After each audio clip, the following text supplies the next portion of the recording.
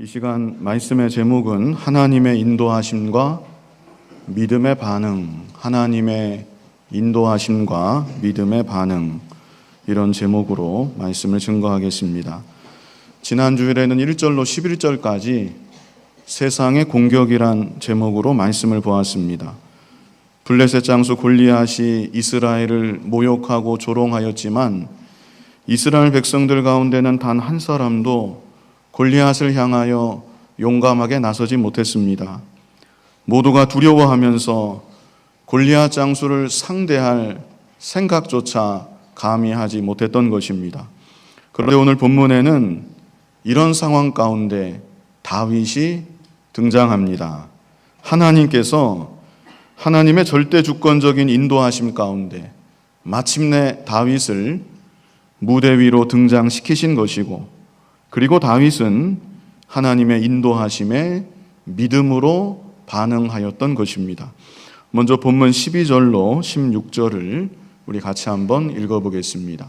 다윗은 유다 베들레헴 에브라 사람 이세라 하는 사람의 아들이었는데, 이세는 사울 당시 사람 중에 나이가 많아 늙은 사람으로서 8 아들이 있는 중 그 장성한 세 아들은 사울을 따라 싸움에 나갔으니 싸움에 나간 세 아들의 이름은 장자 엘리압이요, 그 다음은 아비나답이요, 셋째는 삼마며, 다윗은 막내라. 장성한 세 사람은 사울을 따랐고, 다윗은 사울에게로 왕래하며 베들레헴에서 그의 아버지의 양을 칠 때에 그 블레셋 사람이 40일을 조석으로 나와서 몸을 나타내었더라. 다윗에 대한 간단한 설명이 여기 기록되어 있는 것입니다. 지난주일 보았던 골리앗에 대한 설명과는 너무나 대조적입니다. 골리앗은 구구절절이 너무나 그 면모가 화려한 장수 중에 장수였지만, 다윗은 그저 나이 많은 아버지 이새의 8명의 아들들 가운데 가장 막내 아들이었다고 말씀하고 있습니다. 큰 아들 엘리압, 둘째 아들 아비나답, 그리고 셋째 아들 삼마, 이렇게 세 아들은 20세 이상이 되었으므로 징집이 되어 전쟁에 나갔습니다. 그러나 다윗은 8번째 막내 아들로 아버지의 양을 맡아 양치는 일을 하였다는 것입니다. 지금도 엘라 골짜기 전장에서는 블레셋 장수 골리앗이 아침 저녁으로 나와서 이스라엘을 모욕하고 조롱하고 있는데, 그러나 거기서부터 약 25km 정도 떨어진 베들레헴에서는 다윗이라는 소년이 아버지의 양들을 돌보고 있었다는 것입니다. 이런 다윗에게 아버지 이새가 심부름을 시킵니다. 본문 17절로 19절을 같이 읽어보겠습니다. 이새가 그의 아들 다윗에게 이르되, 지금 내 형들을 위하여 이 볶은곡식 한 에바와 이 떡 10덩이를 가지고 진영으로 속히 가서 내 형들에게 주고, 이 치즈 10덩이를 가져다가 그들의 천부장에게 주고, 내 형들의 안부를 살피고 증표를 가져오라. 그때에 사울과 그들과 이스라엘 모든 사람들은 엘라 골짜기에서 블레셋 사람들과 싸우는 중이더라. 이새가 다윗을 부릅니다. 그리고 형들이 먹을 식량을 전달하라고 심부름을 시킨 것입니다. 그리고 형들을 이끄는 지휘관 천부장에게도 치즈 10덩이를 갖다 드려라, 이렇게 심부름을 시킨 것이죠. 그러면서 다윗에게 또 하는 말이 18절 끝에 있죠. 내 형들의 안부를 살피고 증표를 가져오라. 다윗이 식량을 잘 전달했다는 증표, 그리고 형들이 무사히 잘 있다는 그 증표를 가지고 내게로 돌아오라고 당부한 것입니다. 그리고 19절에는 이스라엘과 블레셋 군대가 그때도 역시 서로 대치하는 상황이었음을 다시 한번 언급하고 있습니다. 두 장면을 연거푸 보여준다고 생각하시면 됩니다. 엘라 골짜기 전장의 모습, 그리고 베들레헴 이새의 집의 모습, 이 두 장면을 연거푸 보여주고 있는 것입니다. 이제 다윗이 아버지 말씀에 순종해서 전쟁터 엘라 골짜기를 향해 나아갑니다. 20절로 21절 같이 한번 읽어보겠습니다. 다윗이 아침에 일찍이 일어나서 양을 양지키는 자에게 맡기고 이새가 명령한 대로 가지고 가서 진영에 이른즉 마침 군대가 전장에 나와서 싸우려고 고함치며 이스라엘과 블레셋 사람들이 전열을 벌이고 양군이 서로 대치하였더라. 다윗이 아침에 일찍 일어났다고 그랬죠. 아침에 일찍 일어나서 전장으로 향하였습니다. 그리고 다윗이 전장에 도착했을 때 바로 그 순간 양측의 군대가 전열을 벌이고 대치하고 있었다고 말씀하고 있습니다. 본문 22절로 23절 같이 한번 읽어보겠습니다. 다윗이 자기의 짐을 짐 지키는 자의 손에 맡기고 군대로 달려가서 형들에게 문안하고 그들과 함께 말할 때에 마침 블레셋 사람의 싸움 도두는 가드 사람 골리앗이라 하는 자가 그 전열에서 나와서 전과 같은 말을 하며 다윗이 들으니라. 다윗은 도착한 즉시로 형들에게 달려가서 문안했습니다. 그리고 형들과 이런저런 말을 주고받고 있을 때 그때 마침 블레셋 장수 골리앗이 나와서 전과 마찬가지로 이스라엘을 모욕하고 조롱하였다는 것입니다. 그래서 다윗은 골리앗 장수의 모습을 직접 보게 된 것이고 골리앗 장수의 말하는 소리까지 직접 듣게 되었던 것입니다. 여기서 먼저 생각할 것은 하나님의 주권적인 인도하심입니다. 하나님의 주권적 인도하심, 이 사실을 바로 아는 게 중요합니다. 원래대로 한다면 다윗은 전쟁터 근처에도 갈 수가 없는 사람입니다. 그러나 하나님께서 아버지 이새를 통하여서 막내 아들 다윗에게 심부름을 시키게 하심으로 하나님이 다윗을 전쟁터로 보내시는 것입니다. 다윗이 전쟁터에 왔더라도 심부름만 마치고 별일 없이 그냥 돌아갈 수도 있겠는데 다윗이 전장에 도착하는 바로 그 순간에 양측의 군대가 전열을 벌이고 서로 대치하게 되었습니다. 그리고 다윗이 형들의 얼굴을 보기 위해서 전장 안으로 더 깊숙이 들어간 것입니다. 바로 그때 마침 골리앗 장수가 나와서 이스라엘 향해 모욕과 조롱의 말을 퍼부었던 것입니다. 이 모든 것이 누구의 계획입니까? 하나님의 계획입니다. 하나님의 절대 주권적인 인도하심인 것입니다. 하나님께서 다윗을 일찍이 선택하시고 기름 부어 이스라엘의 왕으로 세우셨는데 하나님이 계획하신 정확한 때 마침내 다윗을 무대 위로 등장시키는 겁니다. 오늘날도 하나님께서는 우리들 각자의 인생길을 친히 간섭하시고 세밀하게 인도하신다는 것, 우리가 이 사실을 굳게 믿어야 합니다. 내가 계획하고 내가 길을 가는 것 같지만 절대로 그런 것이 아닙니다. 에레미야 10장 23절에 보면 사람의 길이 자기에게 있지 않다, 이렇게 분명하게 말씀하고 있습니다. 하나님의 세밀하신 간섭하심과 하나님의 주권적인 인도하심이 오늘날 우리들 각자의 삶에도 드리워져 있는 것입니다. 그러므로 우리들은 매 순간순간 이 사실을 생각해야 합니다. 하나님께서 지금도 나를 인도하고 계신다. 하나님이 내 삶의 구석구석을 지금도 세밀하게 간섭하고 계신다. 이 사실을 우리가 믿고 고백해야 되고요. 더 나아가서 중요한 것이 무엇인가? 내가 당하는 모든 사건과 환경 가운데 하나님의 주권적 인도하심을 믿고 그 인도하심에 믿음으로 바르게 반응해야 된다는 것입니다. 그게 중요합니다. 그렇다면 믿음으로 바르게 반응하는 것은 어떤 것인가? 믿음으로 반응한다는 말이 좀 생소하시면 하나님의 주권적 인도하심을 믿는 사람은 이 세상을 어떻게 살아가는 것인가? 이렇게 생각하셔도 됩니다. 매 순간순간 하나님이 나를 인도하고 계신다. 이 사실을 믿는 사람은 매 순간순간 어떤 모습으로 살아가는 것인가?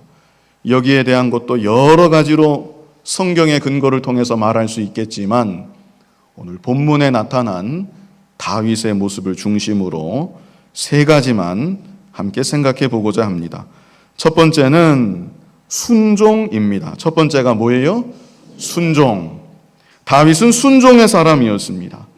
다윗이 순종의 사람일 수 있었던 것은 다윗이 하나님의 절대 주권적인 인도하심을 믿었기 때문입니다. 놀라운 것은 사무엘상 16장 13절에서 다윗은 이미 이스라엘의 왕으로 기름 부음을 받았습니다. 아버지 이새와 모든 형제들이 보는 앞에서 사무엘 선지자로부터 기름 부음을 받은 것입니다. 그럼에도 다윗은 그 마음이 조금도 높아지지 않았습니다. 기름 부음을 받기 전이나 받은 이후나 아버지께서 부르시면 변함없이 예 하고 다윗이 대답을 합니다.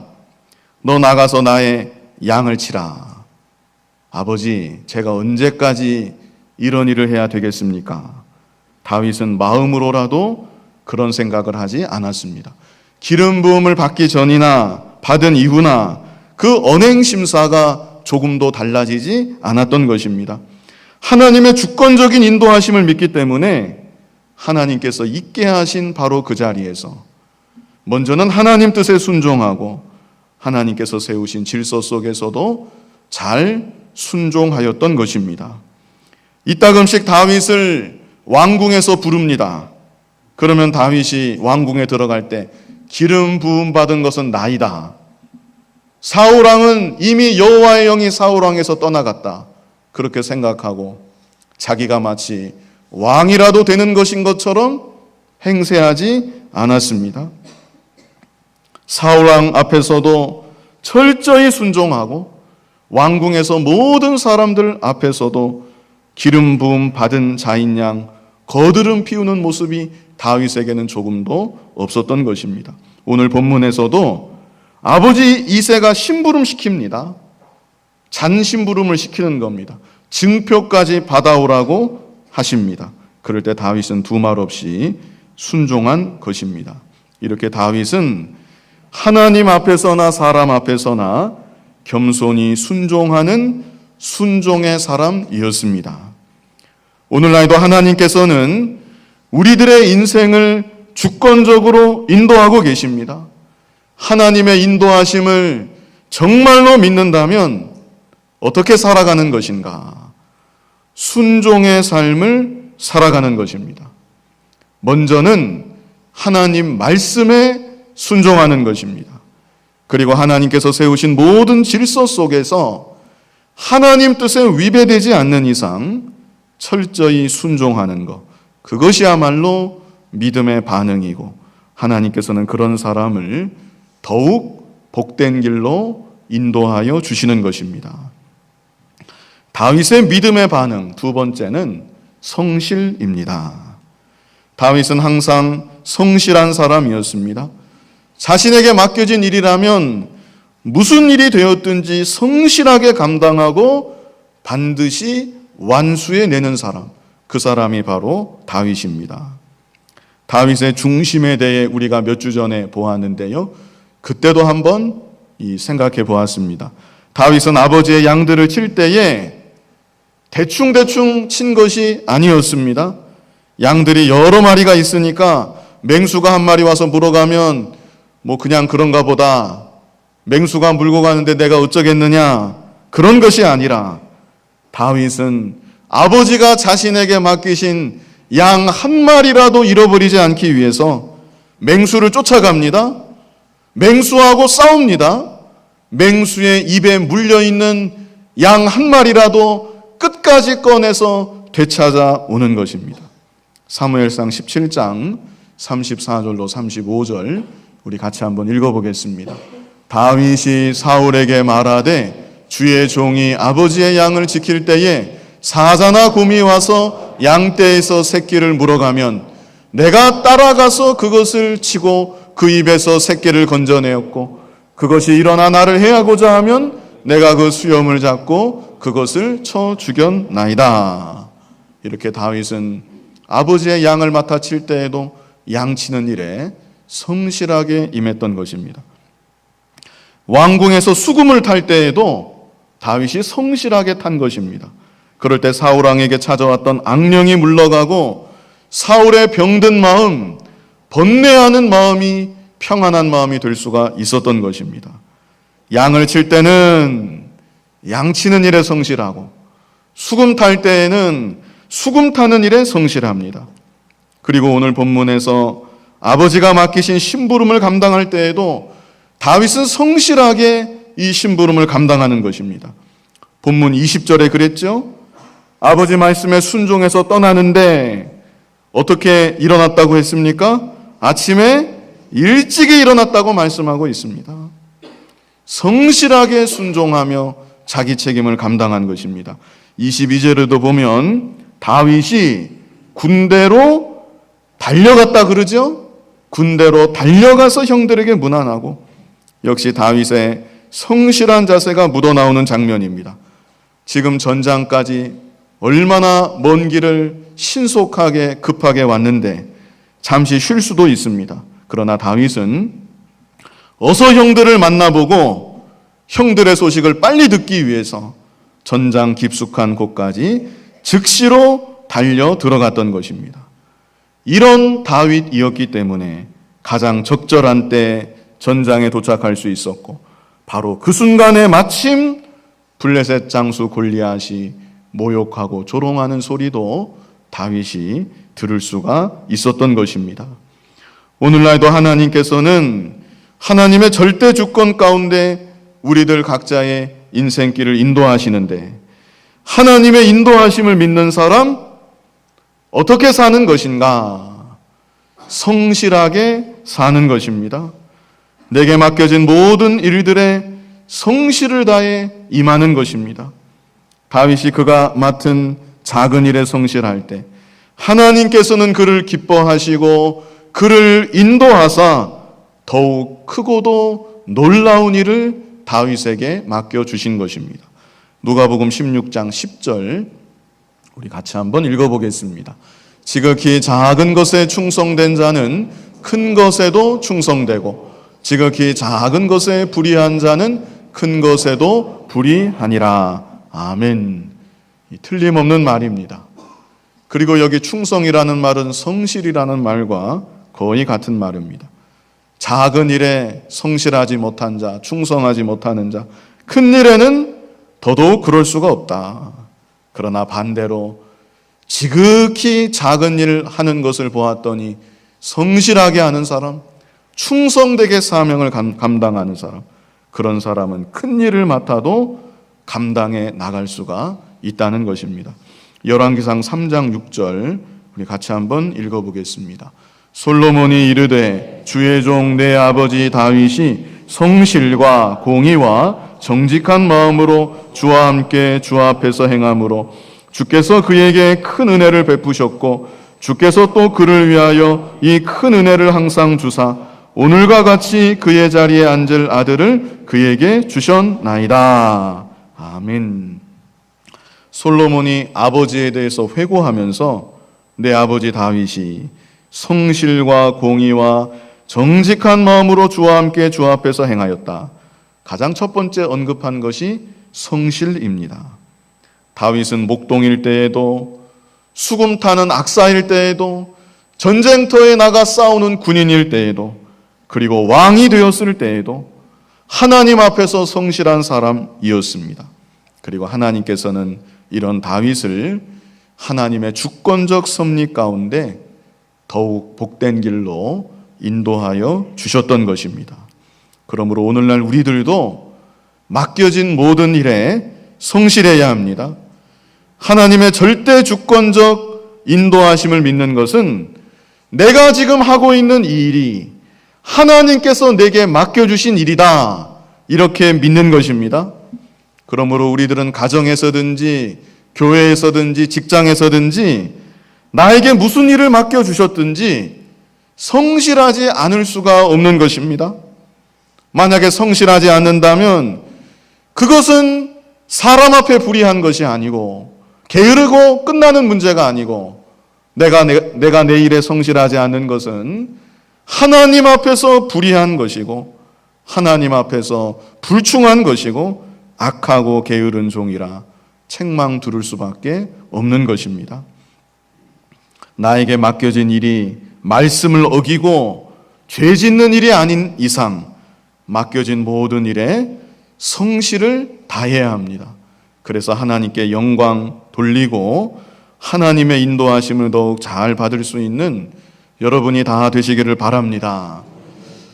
하나님의 인도하심에 대한 믿음의 반응, 마지막 세 번째는 헌신입니다. 헌신. 우리의 헌신의 대상은 오직 하나님입니다. 표면적으로는 사람에 대해서 하는 것도, 궁극적으로는 하나님께 헌신하는 중심이 되어야 합니다. 모든 봉사도 그렇고 모든 섬김도 그렇고 또 모든 순종도 마찬가지입니다. 사람에 대한 것으로 끝이라면 그것은 내가 사람의 종이 된 것입니다.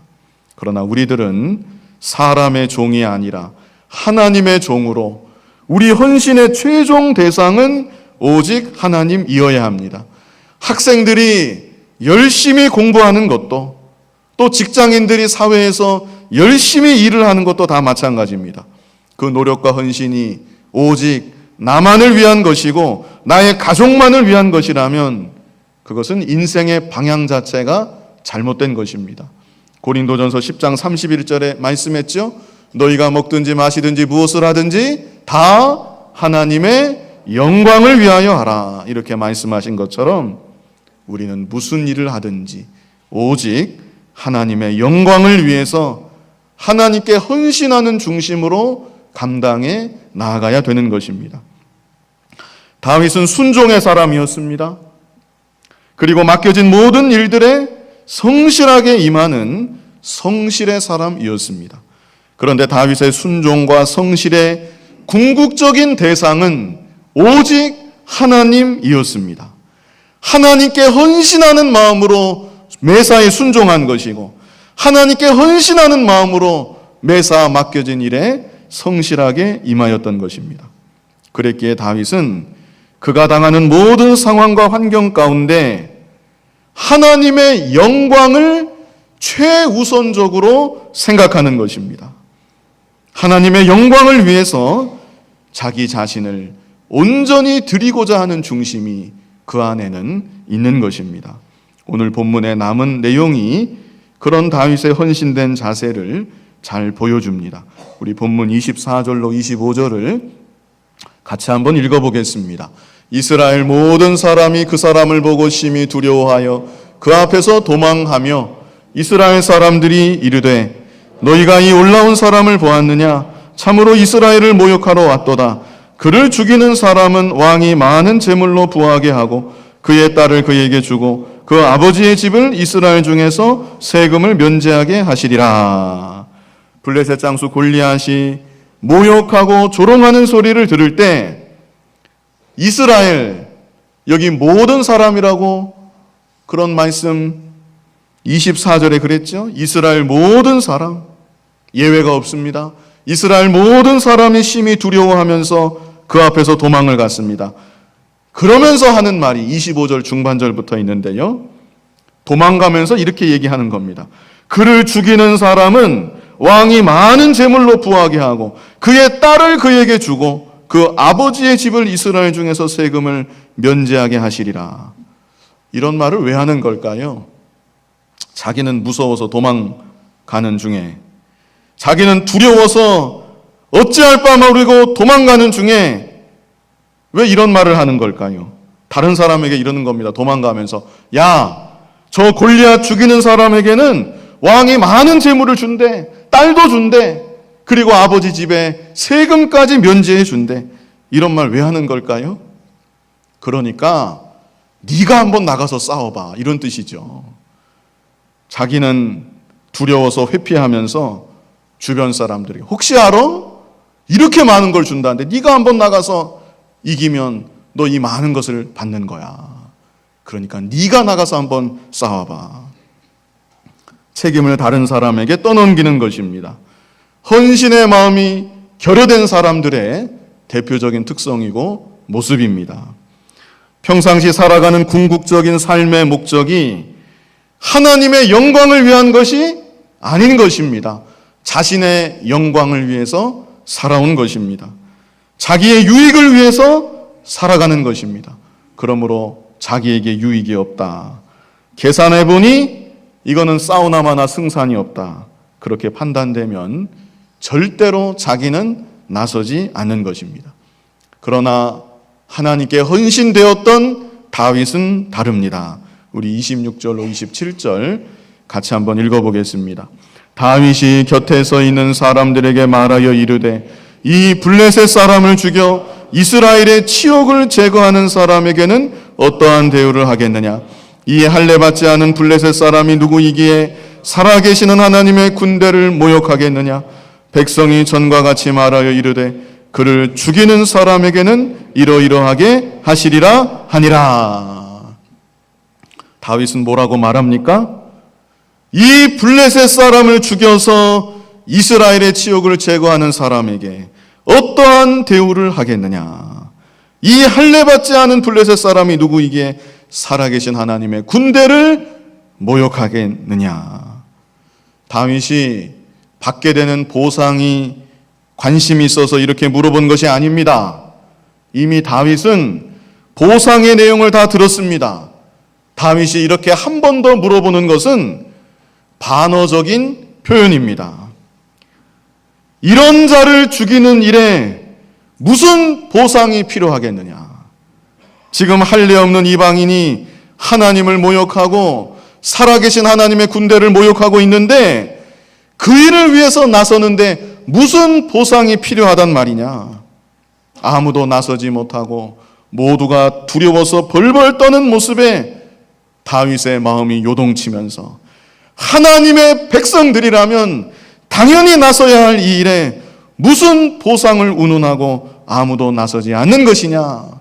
어린 소년 다윗이 이렇게 외치고 있는 것입니다. 다윗은 그 삶의 중심에 하나님께 헌신하는 마음이 있는 것입니다. 자신의 이득이나 자신의 영광이 아니라 하나님의 영광을 최고로 생각하는 삶이었습니다. 그랬기에 하나님의 이름을 모욕하는 이 일을 도저히 지켜볼 수가 없었던 것입니다.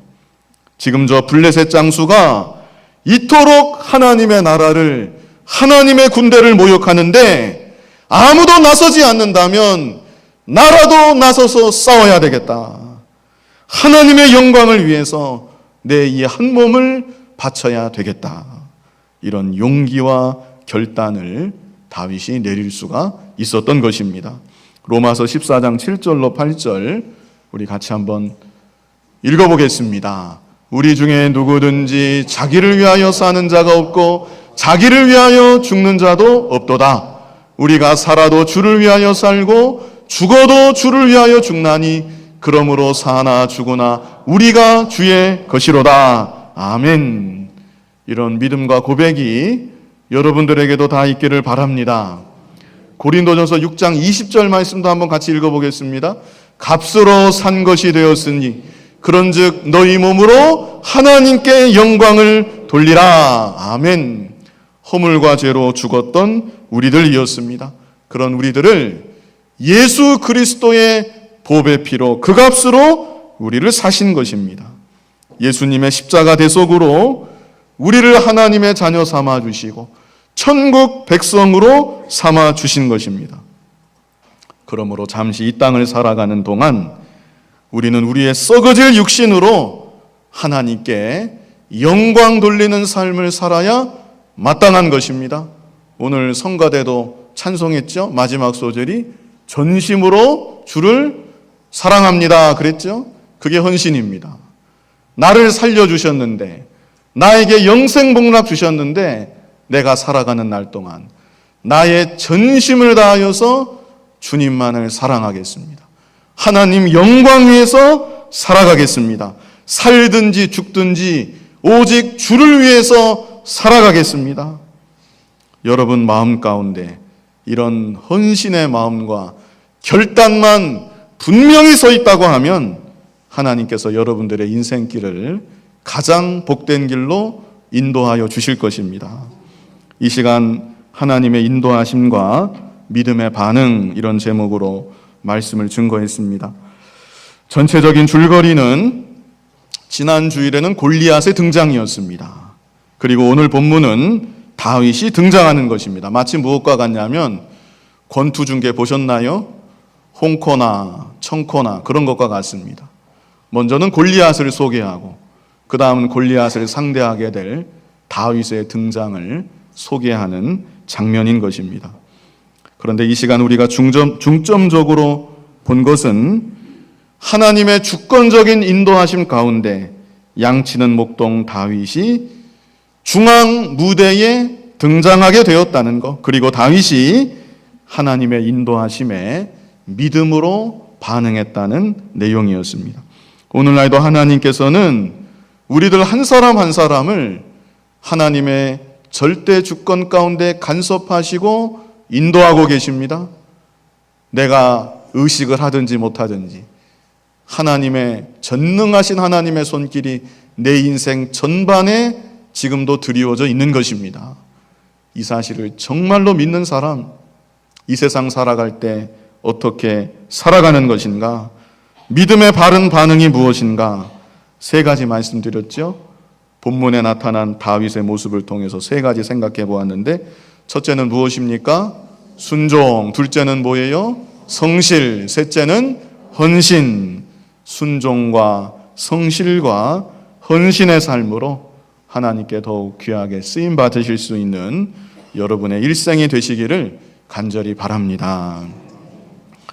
거룩하신 아버지 하나님, 하나님의 절대 주권적인 인도하심을 믿고 고백하게 하시고, 그래서 이 세상 살아가는 동안 순종의 삶, 성실의 삶, 헌신의 삶으로 하나님께 영광 돌릴 수 있도록 인도하여 주시옵소서. 예수님 이름으로 기도하옵나이다. 아멘.